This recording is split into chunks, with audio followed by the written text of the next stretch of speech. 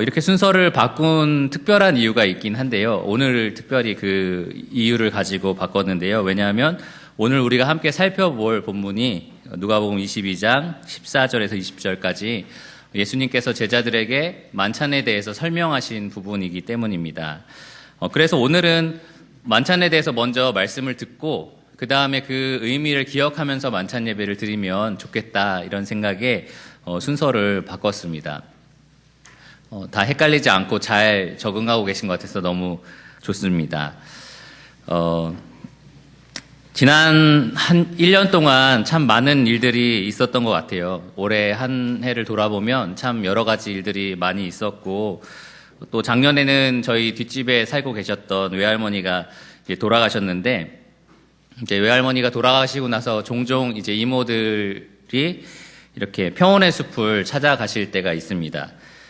그리고 가서 이 외할머니가 계신 곳에 거기서 이모들이 엄마 우리 왔어 이렇게 얘기도 하시고 그 다음에 할머니가 어떤 분인지를 그 자리에서 이제 기억하면서 얘기도 나누고 또 어떻게 딸들을 키우고 사랑하셨는지 서로 이야기하면서 할머니의 사랑에 대해서 서로 나누는 그러한 시간들을 종종 갖습니다.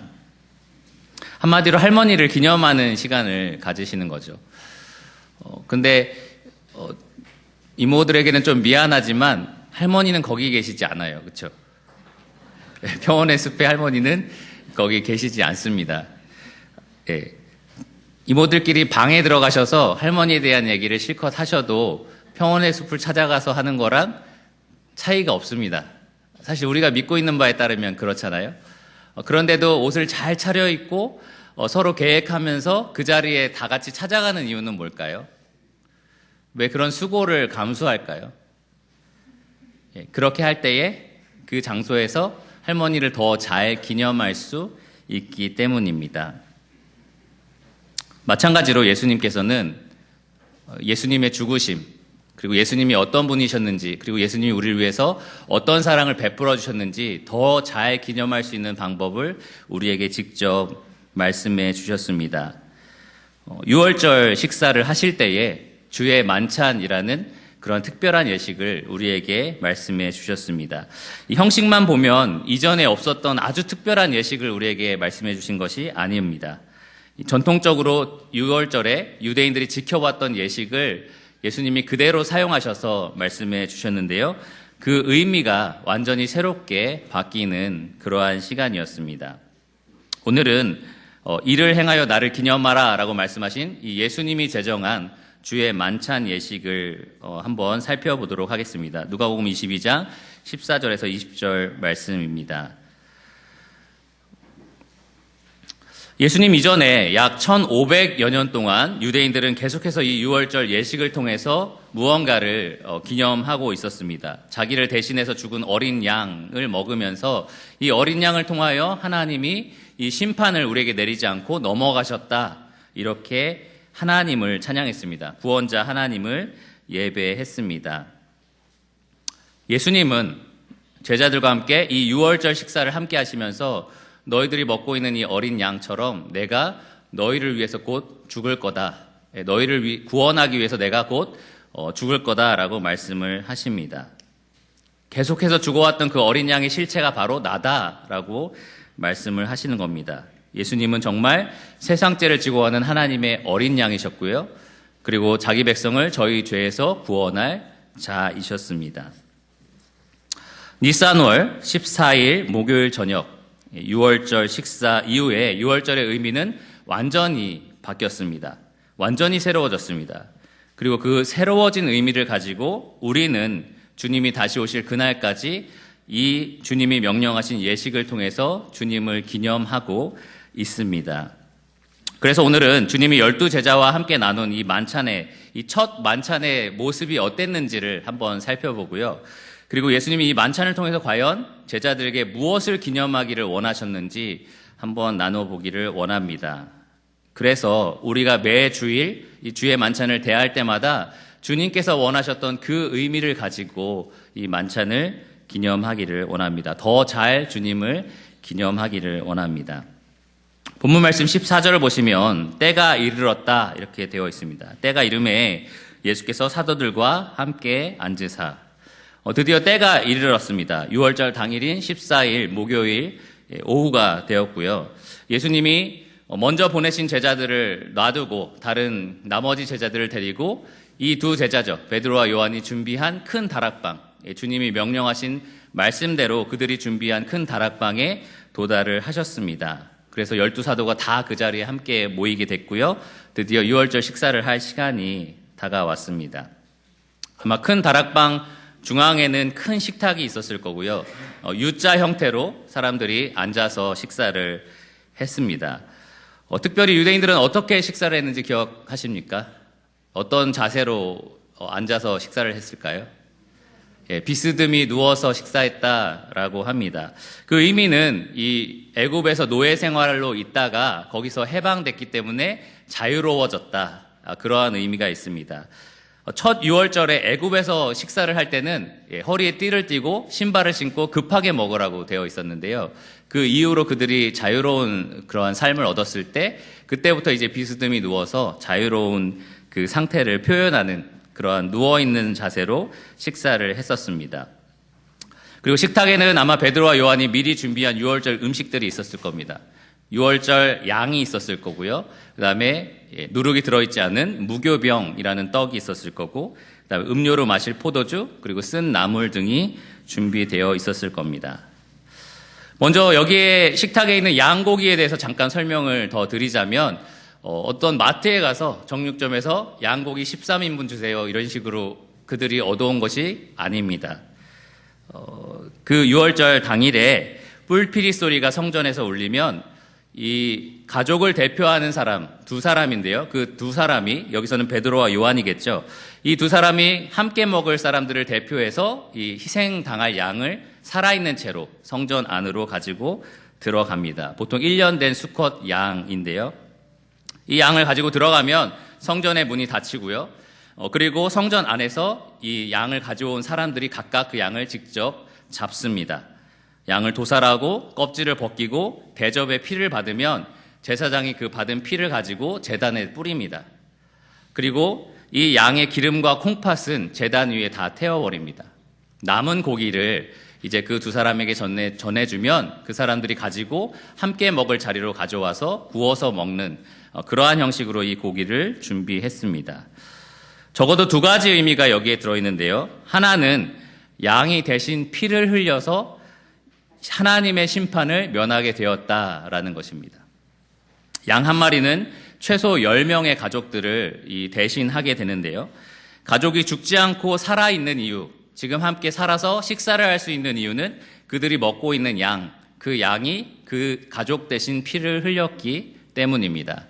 그의 피가, 이 양의 피가 그들이 먹고 있는 자리, 그 집 문 밖에 대문에 발라져 있었습니다.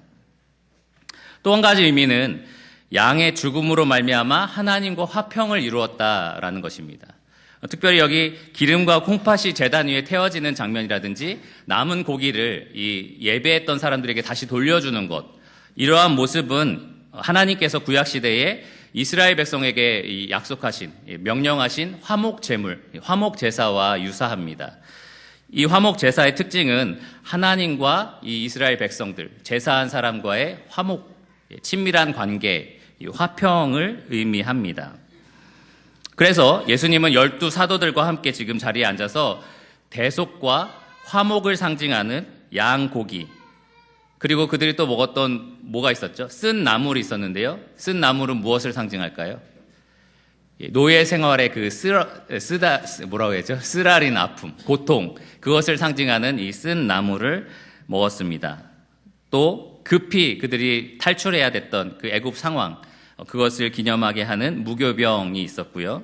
차마 누룩을 넣기 전에 빨리 빵을 만들어야 됐기 때문에 이 무교병이 있었고, 또 물을 섞은 포도주를 그들이 함께 먹었습니다. 6월절에 예수님과 제자들이 무엇을 먹었을까? 어떤 걸로 식사했을까? 바로 이러한 음식들로 식사를 했던 겁니다. 6월절 식사는 해가 질 때, 일몰 때부터 시작해서 한밤중이 되기 전에 마쳐야 하는 것이 원칙이었습니다. 그래서 아마 예수님과 제자들은 그렇게 식사를 시작했을 겁니다. 예수님과 제자들이 식사할 때 어떤 분위기였을 것 같으세요? 약간 예수님이 돌아가시기 직전이었기 때문에 조용조용히, 약간 우리가 매 주일 주에 만찬을 할 때 좀 조용히 하잖아요. 침묵을 하고. 그래서 약간은 좀 엄숙하고 약간 엄중한 분위기가 아니었을까 이렇게 생각하실지도 모릅니다. 근데 제자들은 예수님이 잡히시고 돌아가실 것이다라고 믿지 않았기 때문에 그렇지는 않았을 겁니다. 아주 자유롭고 편안한 분위기에서 그냥 일상적으로 식사하듯이 그들이 밥을 먹었을 겁니다. 장례식 분위기가 아니었다는 거죠. 근데 그렇다고 해서 아무런 예식이 없었던 식사는 아니었어요. 그냥 아무렇게나 먹을 수 있는 식사가 아니었고요. 나름대로의 예식, 그 법칙이 있는 식사였습니다. 6월절 식사였기 때문에 그렇습니다. 총 4번 포도주를 마시는 예식이 있었습니다. 이 4번 포도주를 마시면서 이 식사가 이렇게 이루어지는 그러한 형식이 그때 있었습니다. 유대인의 구전된 율법이 기록된 미시나라는 책에 보면 이 당시에 6월절 식사가 이런 식으로 이루어졌다라고 하는데요. 이 6월절 식사는 먼저 의식용 등잔에 불을 붙임으로 시작을 합니다. 불을 먼저 붙이고, 그리고 나서 이 식사가 시작이 됩니다. 그리고 나서 축도와 함께 첫 번째 잔을 마십니다. 첫 번째 잔을 마시고 나서는 사람들이 식사를 합니다. 빵을 가지고 축사하고 떼어주고, 그리고 쓴 나물과 함께 소스에 찍어 먹는 식으로 이제 식사가 이루어졌습니다. 식사를 하고 있을 때에 두 번째 잔을 이제 섞는데요. 두 번째 포도주를 물과 섞고 있을 때에 그 자리에 있던 가족 중에 자녀가 아버지에게 물어봅니다. 아버지, 오늘은 왜 이렇게 특별한 식사를 하나요? 이 저녁 식사의 의미는 무엇입니까? 라고 물어봅니다. 그러면 그 자리에 있는 아버지가 대답을 해주는 겁니다. 6월절의 의미에 대해서. 하나님께서 애굽에 있던 우리 조상들을 어떻게 구원하셨다라고 이 구원의 하나님을 이야기를 하고요. 그리고 지금 우리가 이방인에게 억눌려 있지만 하나님께서 메시아를 통해서 미래에 우리를 구원하실 것이다 라는 그러한 메시지를 이 자녀들에게, 그 자리에 있는 모든 사람들에게 설명하는 시간이 있었습니다. 그리고 나서 시편 113편과 114편을 읽어주고요. 그리고 두 번째 잔을 마십니다. 그리고 나서는 다시 식사가 시작돼요. 식사를 쭉 하고 나서 식사를 다 마칠 때쯤에 세 번째 잔을 또 마십니다. 이 세 번째 잔을 마시면서 축사를 하시는데요. 그때 시편 115에서 118편을 읽어줍니다. 찬송을 부르는 겁니다. 거기 있는 사람들이 다 같이 찬송을 부릅니다. 그리고 마지막 네 번째 잔을 마시면 이 식사가 완전히 마치는 형식으로 이렇게 6월절 식사가 이루어졌었습니다. 오늘 본문에 나오는 17절에 나오는 잔이 바로 이 6월절 예식의 첫 번째 잔을 의미하고요. 그리고 20절에 나오는 식사 마친 후에 마시는 잔이 이 6월절 예식 중에 세 번째 잔에 해당하는 잔입니다. 예수님은 유대인들이 이 만찬 속에서, 이 6월절 식사송에서 설명하고 있는 메시아, 이 이스라엘을 구원할 메시아, 그 메시아 본인으로서 이 하나님의 놀라운 권이 자기 자신을 통해서 이제 이루어질 것이다. 이 말씀을 이 6월절 식사를 통해서 제자들에게 분명하게 밝혀주십니다. 오늘 그래서 6월절 식사를 통해서 예수님이 분명하게 말씀해 주신 세 가지 메시지를 한번 살펴보려고 하는데요. 하나하나 살펴보면서 우리가 매 주일 무엇을 기념하고 있는지, 무엇을 기념해야 하는지 한번 나눠보도록 하겠습니다. 첫 번째, 예수님께서 주의 만찬에 나눠주신 메시지는 소망의 메시지입니다. 소망의 메시지. 예수 그리스도와 함께 할 그날을 소망하라 라는 메시지가 우리가 매주 나누는 주의 만찬에 들어 있습니다. 15절을 보시면 이르시되 내가 고난을 받기 전에 너희와 함께 이 6월절 먹기를 원하고 원하였노라. 내가 너희에게 이르노니 이 6월절이 하나님의 나라에서 이루기까지 다시 먹지 아니하리라. 예수님 뭐라고 하셨죠? 내가 이 6월절 먹기를 원하고 원하였노라. 얼마나 간절히 제자들과 이 6월절 식사를 함께하기 원하셨는지 이 간절한 의지와 소망이 지금 담겨 있는 표현입니다. 원하였다라는 말로 끝나지 않았고요. 원하고 원하였다라고 두 번이나 반복해서 말씀을 하십니다. 우리가 가끔 과장할 때 진짜 내가 원한 거야 라고 말을 하잖아요.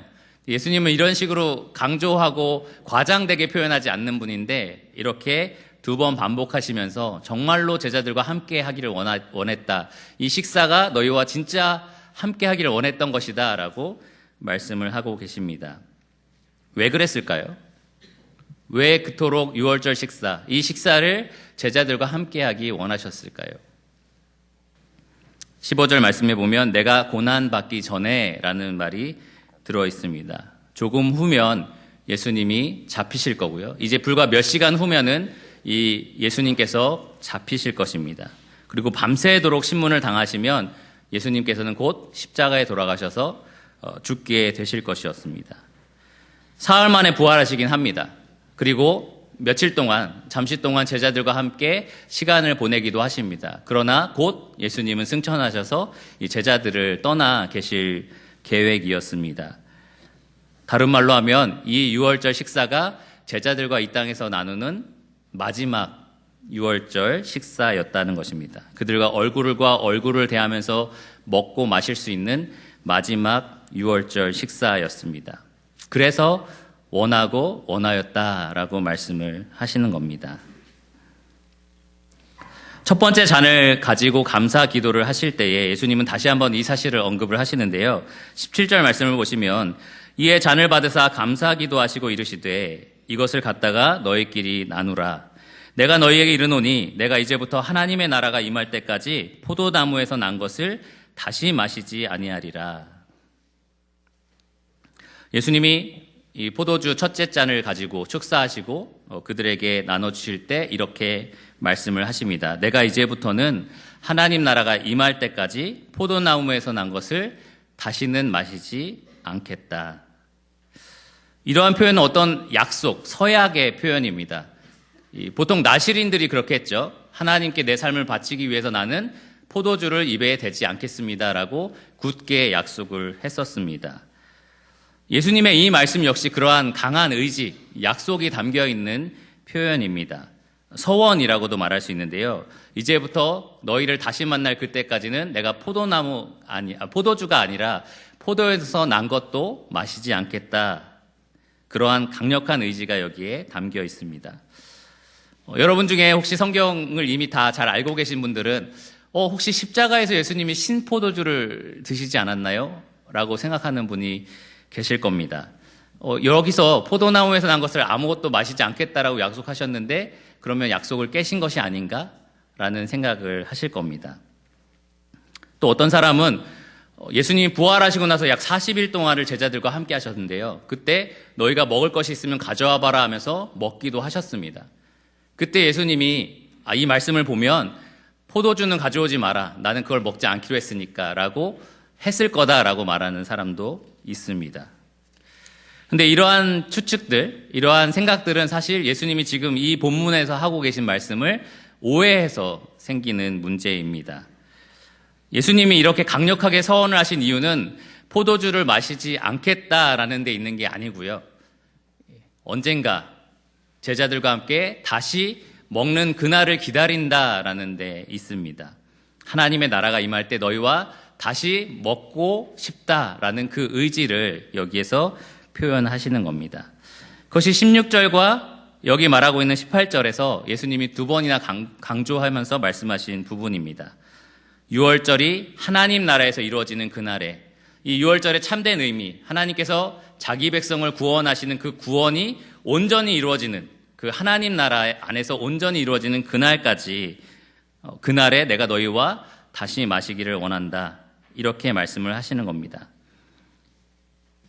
그리스도를 통하여 하나님이 자기 백성의 죄를 넘어가고 자기와 화목을 이루신 이 놀라운 구원이 온전하게 이루어지는 그날, 하나님의 나라가 완성되는 그날, 하나님의 나라가 임하는 그날, 그때 너희와 함께 먹고 마실 그날을 내가 기다린다. 그런 소망이 여기에 담겨 있습니다. 그때 너희와 새로운 포도주로, 새로운 것으로 함께 먹고 마시겠다. 그래서 한마디로 예수님은 이 표현들을 통해서 제자들과 함께 이 땅에서 마지막 유월절 식사를 하시면서 제자들과 함께 하나님 나라에서 함께 먹게 될 첫 번째 유월절 식사를 갈망하고 계시는 것입니다. 소망하고 계십니다. 특별히 이 유대인들에게 있어서 하나님의 나라는 어떤 우리 눈에 보이지 않는 저 영적인 세상의 하나님 나라가 아니라 우리가 지난번에 살펴본 것처럼 이 땅에 임하실 예수님께서 왕으로 오셔서 다스리실 그 하나님 나라를 가리킵니다.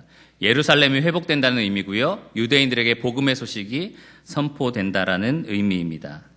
지금은 다락방에서 이 세상 권력자들을 피해서 조심스럽게 제자들과 만찬을 하고 계시지만 하나님 나라가 이 땅에 임하실 때는 예수님이 왕권을 가지고 왕으로서 왕의 식탁에서 이 제자들과 함께 유월절 식사를 다시 하게 되실 것입니다. 바로 그날을 예수님이 기다린다라고 말씀하시는 겁니다.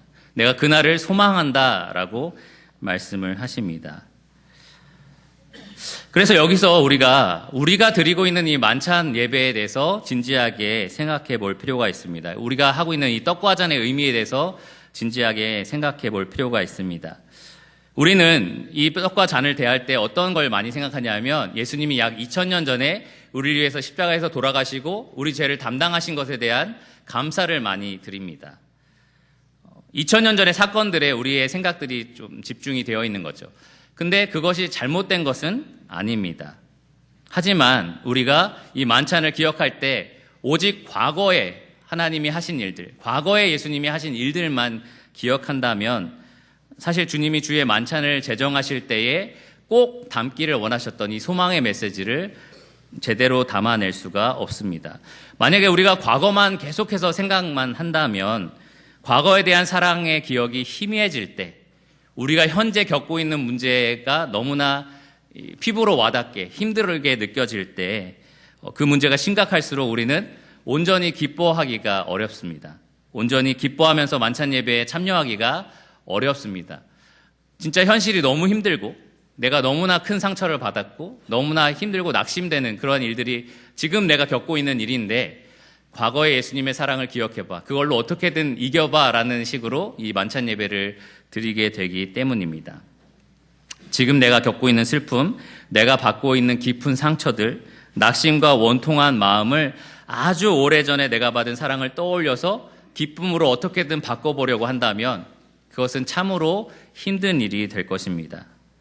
그래서 우리에게는 소망이 필요합니다. 이 소망의 메시지가 필요합니다. 내가 지금 겪고 있는 모든 슬픔을 기쁨으로 바꾸실 그날이 온다. 그 소망이 우리에게 필요합니다. 내가 지금 받고 있는 이 상처를 모두 하나님께서 치유하실 것이다 라는 그 소망이 필요합니다. 내가 흘린 모든 눈물을 주님께서 그 나라에서 닦아주실 것이다 라는 소망이 필요합니다. 우리가 매주 나누는 이 주의 만찬이 바로 그 소망을 가리키고 있습니다.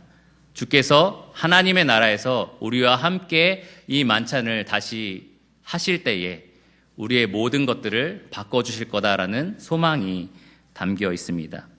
세상에서 우리가 아무리 큰 환난을 당해도 그 세상을 이기신 하나님께서 이 땅에 그 나라를 시작하실 때에 우리가 그 안에서 확실한 소망을 가지고 그분과 이 유월절 식사를 함께 할 것이다 라는 소망이 이 만찬에 담겨 있습니다. 그래서 여러분 매주 만찬을 대하실 때마다 이 소망의 메시지를 기억하시기를 바랍니다.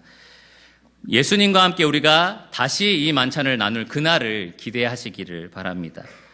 주님께서 그날을 원하고 원하시는 것처럼 우리도 그날을 원하는 마음으로 이 만찬을 대하기를 원합니다.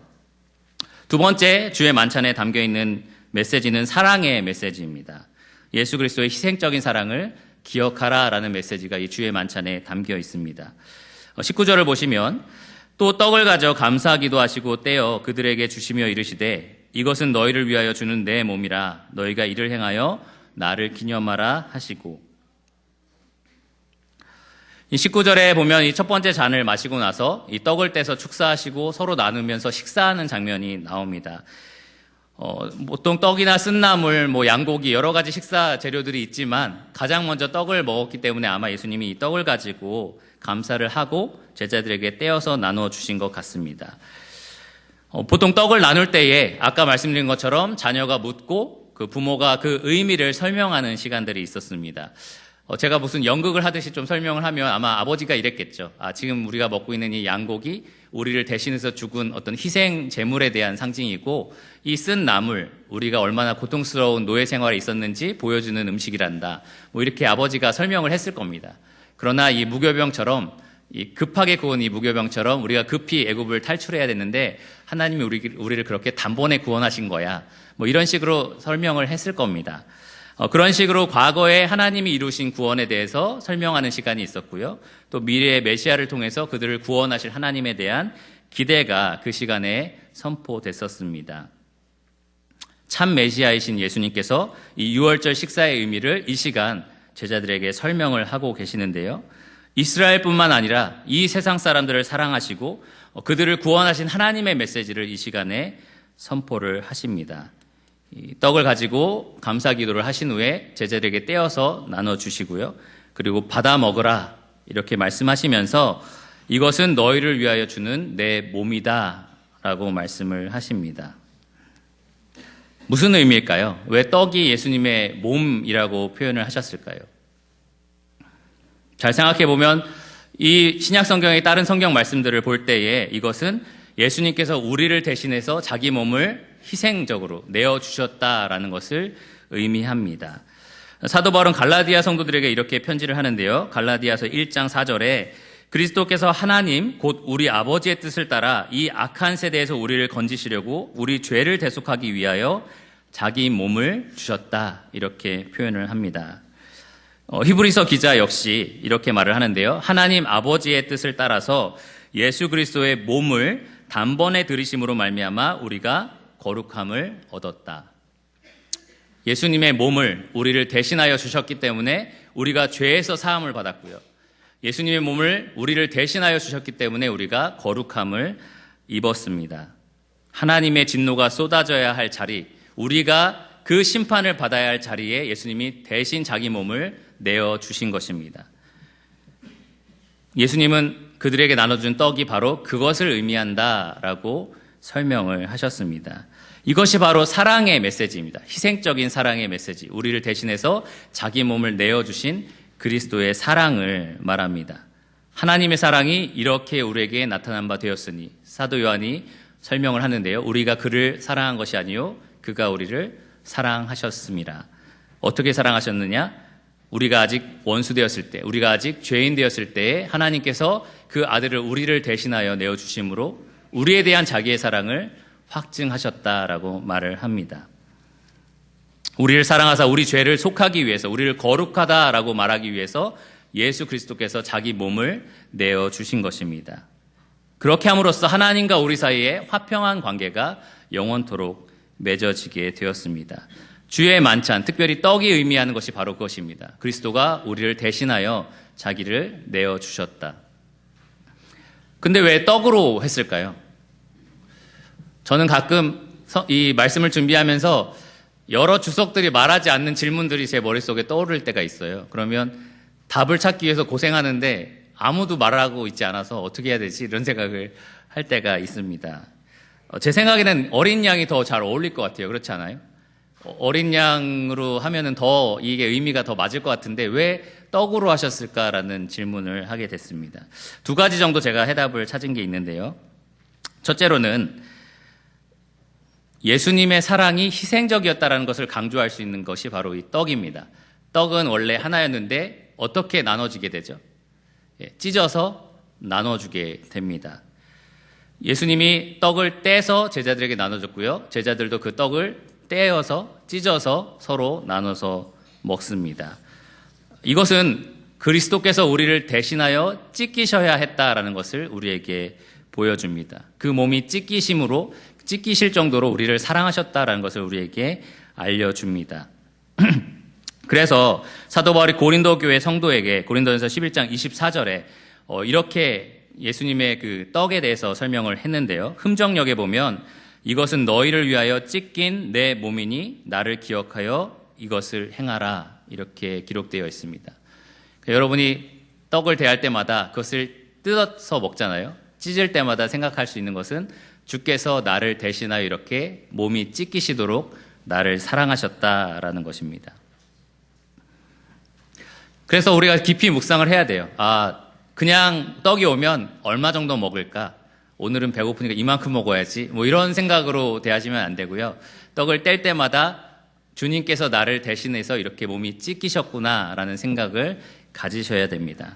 나를 위해서 이런 희생적인 사랑을 보이셨구나라는 생각을 해야 합니다. 하나님과 내가 화평을 이루게 하기 위해서 주께서 자기 몸을 이렇게 내어주셨고 자기 몸을 이렇게 찢기도록 내어주셨구나라고 우리가 깊이 생각을 해야 합니다.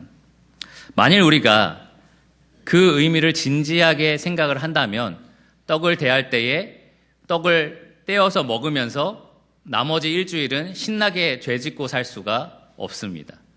바로 그 죄 때문에 예수님께서 이렇게 떡이 찢기는 것처럼 자기 몸이 찢기신 건데 내가 일주일은 실컷 죄짓고 신나게 살다가 주일에는 그 떡을 떼면서 찢으면서 예수님 감사합니다라고 말하는 것이 굉장히 가식적이기 때문입니다. 우리가 만찬을 대할 때마다 사실은 나의 죄를 위해서 예수님이 이렇게까지 희생하셨으니 사랑하셨으니 내가 주님을 위해서 살아야겠다라는 다짐을 해야만 합니다. 두 번째로 떡의 의미가 이렇습니다. 12제자가 지금 몇 개의 떡을 먹은 거죠? 네, 한 개의 떡을 먹었습니다. 12제자가 한 떡을 먹었습니다. 찢기 전에는 딱 하나였는데요. 그것을 찢어서 여러 사람이 함께 먹었습니다. 이것이 갖는 의미가 있습니다. 사도 바울이 고린도 성도에게 편지하면서 고린도전서 10장 17절에 이렇게 말을 하는데요. 떡이 하나요 많은 우리가 한 몸이니 이는 우리가 다 한 떡에 참여함이라. 이 한 떡에 참여하면서 우리는 이 떡에 참여하는 모든 이 자리에 있는 공동체가 똑같이 그리스도의 희생적인 사랑을 받은 형제 자매다라는 사실을 기억합니다. 그리스도의 희생적인 사랑은 나 혼자 받은 것이 아니라 이 한 떡을 공유하는 모든 공동체가 동일하게 받았다라는 사실을 기억을 하는 것입니다. 그렇기 때문에 매주 우리가 만찬을 대할 때 어떤 형제를 시기하는 마음, 자매를 미워하는 마음, 서로 원수가 되어서 지금 등 돌려 있는 상태로 그 떡을 떼는 것은 사실 굉장히 가식적인 행동입니다. 그리스도의 한 사랑을 우리가 동시에 받은 사람이다라는 것을 이 떡을 떼므로써 우리가 강조하고 있는 건데요. 그러면서 나는 한쪽으로는 누군가 미워하고 원망하고 등 돌리고 이 원수된 상태로 있다. 이것은 사실 떡의 의미하고는 정반대의 의미입니다. 사도 요한이 이렇게 말을 합니다. 사랑은 여기 있으니 우리가 하나님을 사랑한 것이 아니요 하나님이 우리를 사랑하사 우리 죄를 속하기 위하여 화목 제물로 그 아들을 보내셨습니다. 이것이 우리가 떡을 나눌 때 갖고 있는 의미죠. 화목 제물로 그리스도께서 자기 몸을 내어주셨다. 그리고 나서 바로 사도 요한이 이렇게 말을 합니다. 사랑하는 자들아 하나님이 이같이 우리를 사랑하셨은즉 우리도 서로 사랑하는 것이 마땅하도다. 우리가 떡을 대할 때에 여기까지 생각이 미쳐야 합니다. 우리가 그리스도의 사랑을 모두가 함께 받았은즉 서로 사랑하는 것이 마땅하다라는 것입니다. 그래서 우리는 매주 떡을 대할 때마다 이 생각을 가져야 돼요. 그리스도께서 이 몸이 찢기도록 나를 사랑하신 거구나. 그 사랑에 감사하는 마음을 가져야 되고요. 그 사랑을 우리가 같이 받은 사람으로서 서로 우리가 사랑해야 하는 거구나라는 생각을 가져야 합니다.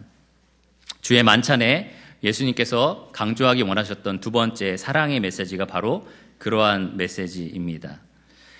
마지막 세 번째 예수님의 메시지는 믿음의 메시지입니다. 예수님의 피로 맺어진 영원한 언약을 신뢰하라라는 메시지가 이 주의 만찬에 담겨 있습니다. 20절 말씀을 보시면 저녁 먹은 후에 잔도 그와 같이 하여 이르시되 이 잔은 내 피로 세우는 새 언약이니 곧 너희를 위하여 붓는 것이라. 이렇게 말씀을 하십니다. 이제 식사를 다 제자들이 마쳤을 거고요. 그리고 이제 세 번째 포도주를 마시게 됩니다. 그 포도주를 이제 붓고 있었는데요.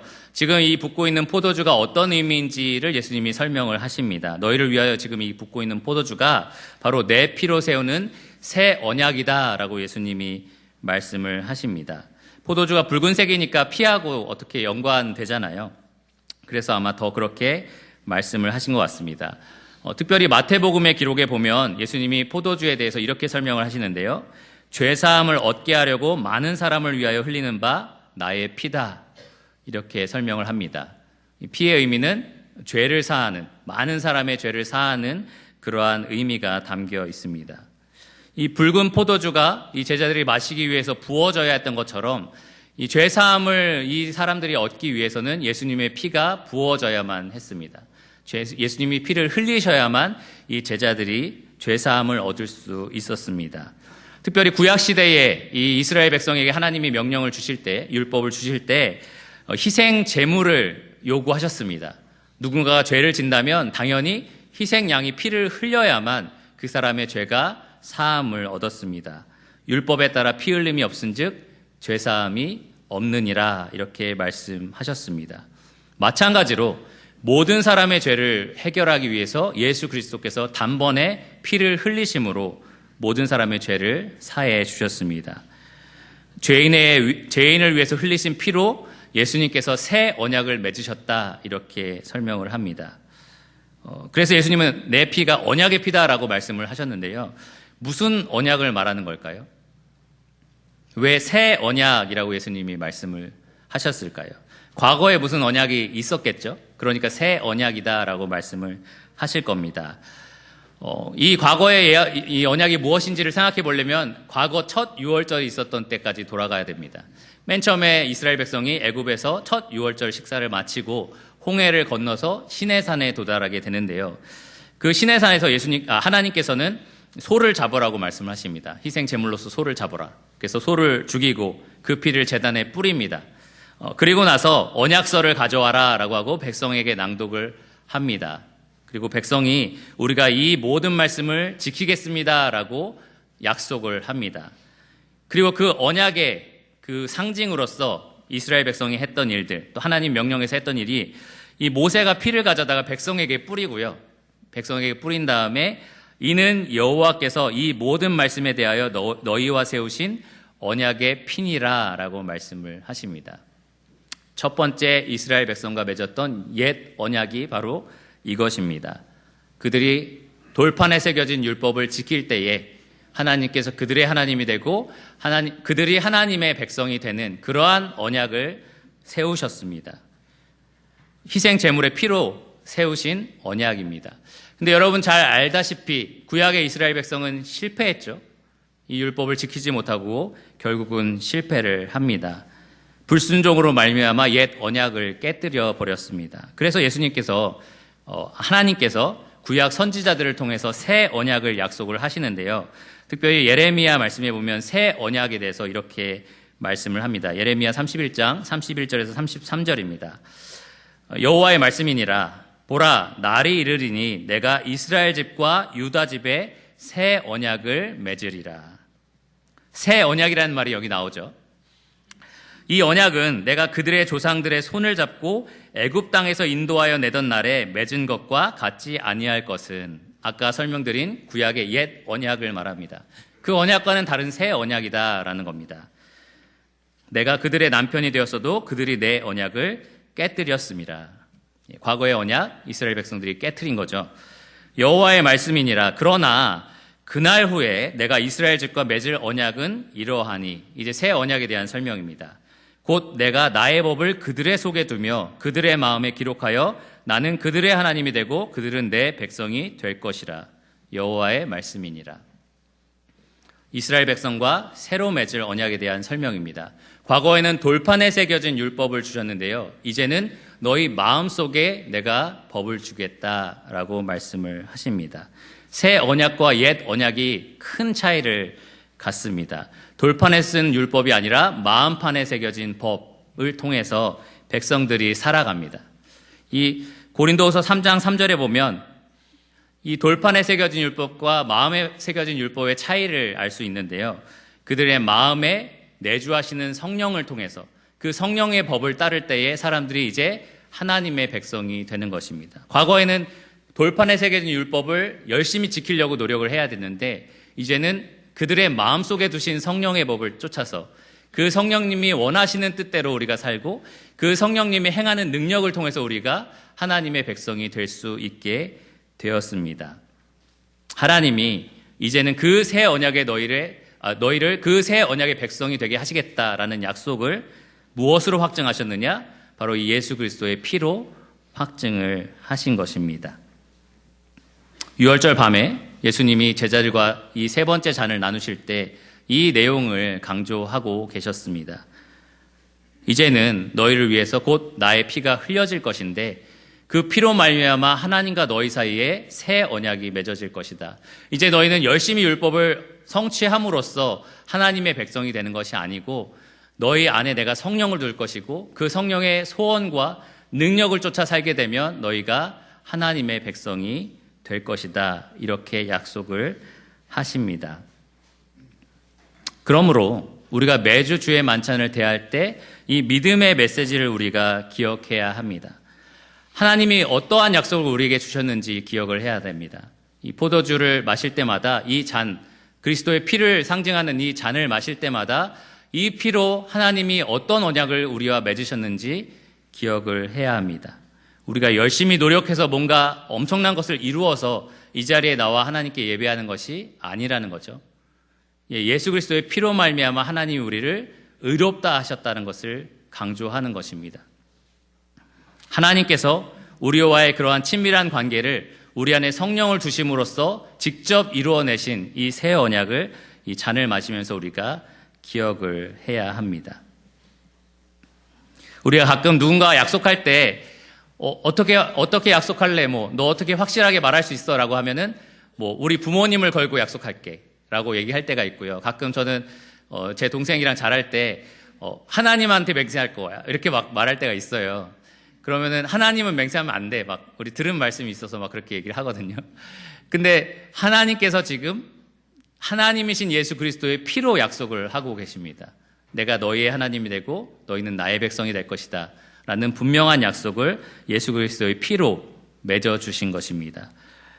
이 그리스도의 피만큼 보배롭고 고귀한 것은 없습니다. 이 피로 맺은 언약만큼 튼튼해서 절대 흔들리지 않고 깨지지 않는 언약은 없습니다. 하나님께서 그리스도의 피로 우리와 그러한 약속을 해 주신 것입니다. 하나님께서 그리스도의 피로 우리에게 내가 너희의 하나님이 되겠다라고 약속을 해 주신 것입니다. 내가 너희의 영원한 기업이 되겠다. 그래서 우리가 주의 만찬을 대할 때마다 사실은 이러한 믿음으로 말미암아 얻는 놀라운 기업에 대해서 감사하는 마음이 흘러나와야 합니다. 어제 연극에서 한 가지 의미 있는 대사가 있었는데요. 하나님께서 당신에게 원하시는 것은 오직 하나라고 누가 얘기했는데 기억나십니까? 오직 당신입니다 라고 얘기를 네, 좋습니다. 오직 당신입니다 라고 얘기를 했습니다. 맞아요. 사실 주의 만찬을 대할 때 우리가 기억해야 할 부분이 바로 그겁니다. 왜 하나님이 나를 이렇게 사랑하셔서 자기 아들을 죽여서 그 피로 이러한 약속까지 하셨을까? 대답은 하나님이 나의 하나님이 되어주고 싶어서, 하나님이 나를 자기 백성으로 삼아주기 싶어서입니다. 이 하나님의 열심을 우리가 어떻게 막을 수 있겠습니까? 그리스도의 사랑을 어떻게 우리가 끊어낼 수 있겠습니까? 나의 삶이 불완전하고 연약하고 죄를 짓고 죄책감을 가지고 이 자리에 나올 수 있습니다. 생활의 염려나 세상의 유혹에 흔들려서 넘어질 때가 있고요. 이 눈에 보이는 것에 따라 쫓아 살다가 이것이 전부인 것처럼 세속적인 삶을 살 때에 여러분이 이 자리에 나와서 잔을 앞에 두면 이 사실을 꼭 기억하시기를 바랍니다. 하나님은 나를 이처럼 사랑하셨다. 하나님은 나의 하나님이시고 나의 기업이 되셨다. 이 피가 상징하는 예수 그리스도의 피가 그것을 확실하게 약속하고 있다라고 기억하시기를 바랍니다. 이 당시에 이 잔을 마시고 나서 불렀던 시편이 시편 118편이었는데요. 1절과 28절에 이런 말씀이 있습니다. 이 자리에 참석한 유대인들이 노래를 불렀던 거죠. 내 영혼아 여호와께 감사하라. 그는 선하시며 그의 인자하심이 영원함이로다. 주는 나의 하나님이시라. 내가 주께 감사하리이다. 주는 나의 하나님이시라. 내가 주를 높이리이다. 여러분 매주 잔을 대하실 때마다 하나님이 나의 하나님이다. 하나님이 나의 하나님이 되어주신다고 하셨다. 나는 하나님의 백성이다. 하나님의 자녀다라는 사실을 기억하시기 바랍니다. 이 잔을 대할 때마다 이 예수 그리스도의 피가 하나님과 나의 관계를 영원토록 확증하셨다, 약속하셨다라는 사실을 기억하시고 믿음을 가지시기 바랍니다. 하나님에 대한 신뢰를 가지시기를 바랍니다. 하나님과 우리 사이에 맺어진 이 놀라운 언약은요, 우리의 열심이나 노력으로 된 것이 아닙니다. 예수 그리스도의 대속으로, 예수 그리스도의 피 흘리심으로 이루어진 것입니다. 매주 잔을 대하실 때마다 그것을 기억하시기를 바랍니다. 약 2000년 정도가 흐른 거죠. 예수님과 제자들이 이 만찬을 나누신 지 약 2000년 정도가 흘렀습니다. 유월절 식사, 이 마지막 유월절 식사를 하신 지 꽤 많은 시간이 흘렀습니다. 이 수천 년 동안 예수님이 명령하신 대로 이것을 행하여 나를 기념하라 라고 하신 것처럼 제자들은 계속해서 이 떡과 잔을 대하면서 예수님을 기념했었습니다. 오늘날 예수님의 제자인 우리도 이 떡과 잔을 가지고 예수님을 기념하고 있습니다. 떡과 잔이 이 자리에 앞에 이제 놓이게 될 거고요. 조금 있으면 그리고 뒤로 이렇게 쭉 물러가면서 우리가 떡을 떼고 잔을 마시는 행위를 하게 될 것입니다. 여러분, 왜 그것을 하고 계십니까? 혹시 여러분의 자녀가 옆에 있다가 떡을 먹고 싶어서 막 손을 뻗잖아요. 그때 이렇게 먹지 말라고 이렇게 하면서 왜 먹으면 안 돼요? 왜 이거는 먹는 거예요? 라고 물어본다면 여러분 어떤 의미다라고 설명하실 수 있겠습니까? 만일 우리가 이 의미를 제대로 기억하지 않고 떡과 잔을 대한다면 이것은 그냥 조금의 떡 그리고 한 잔의 포도주를 마시는 행위에 불과합니다. 아무런 의미가 없을 겁니다. 우리는 예수님이 정말 강조하셨던 이 의미를 담아서 주의 만찬을 해야만 합니다. 예수님 말씀하신 이 소망의 메시지를 우리가 기억해야 합니다. 마침내 주님을 만나서 주님이 왕으로 오실 그 나라에서 우리가 함께 포도주와 잔을 그리고 떡을 먹을 것을 우리가 간절히 기대해야 합니다. 주님이 원하고 원하시는 만큼 우리도 이 떡을 대하면서 잔을 대하면서 우리도 주님을 만나서 먹기를 원합니다라고 그러한 소망을 가져야만 합니다. 두 번째로 우리는 희생적인 사랑을 기억해야 합니다. 떡을 찢으면서 그냥 먹는 것이 아니라 주님께서 나를 위해서 그 몸을 찢으셨구나. 그 정도로 나를 사랑하셨구나라는 것을 기억해야 합니다. 그리고 똑같은 사랑을 받은 주의 백성을 사랑해야 합니다. 그리고 마지막으로 우리는 이 그리스도의 피로 맺어진 언약이 얼마나 가치 있는지, 얼마나 감사한 것인지 우리의 믿음으로 말미암아 하나님을 신뢰하는 그러한 시간이 되어야 합니다. 그냥 떡과 잔이 흘러가도록 넘어가지 마시고요. 이 떡과 잔을 대할 때마다 소망과 사랑과 믿음의 메시지를 여러분 스스로에게, 여러분의 영혼에게, 그리고 주변 사람에게 선포하는 자들이 되기를 원합니다. 기도하고 말씀을 마치겠습니다. 주님 감사합니다. 우리가 떡과 잔을 대할 때마다 주님께서는 우리 입속에 떡을 넣고 또 우리 입속에 잔을 넣을 때마다 이 놀라운 주님의 사랑과 또 소망과 또 믿음을 갖게 하여 주심에 감사를 드립니다. 우리가 늘 하던 일들을 하다 보면 이것이 얼마나 가치 있고 고귀하며 또 감사한 일인지 잊어버릴 때가 참 많이 있습니다. 주님께서는 이러한 예식을 우리에게 허락하심으로써 놀라운 구원의 비밀을 계속해서 기억하고 또 그것이 우리가 살아가는 삶 가운데 큰 힘이 되도록 하셨습니다. 주님, 우리를 대신하여 죽으신 주님의 사랑을 기억하는 이 떡과 잔을 대할 때마다 진심으로 또 신령으로 하나님께 예배하는 자들이 되게 하여 주시기를 원합니다. 마지막 날 밤 유월절에 제자들과 함께 떡과 잔을 나누실 때 주님의 그 마음을 깊이 생각해 봅니다. 그 마음을 가지고 우리가 이 자리에서 오늘날 주님을 기다리며 떡과 잔을 대하기를 원합니다. 모든 것을 예수 그리스도 이름으로 감사하며 기도드렸습니다. 아멘.